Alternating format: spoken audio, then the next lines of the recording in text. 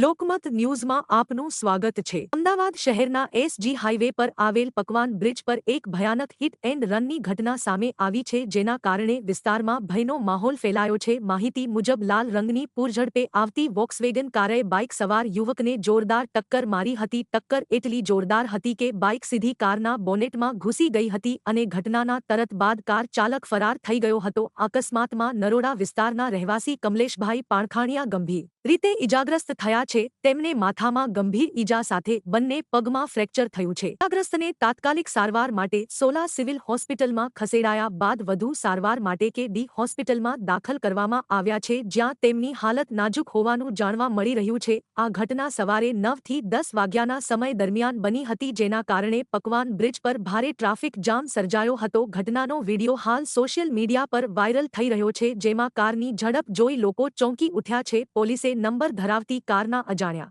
ચાલક વિરુદ્ધ ગુનો દાખલ કરી તપાસ શરૂ કરી છે।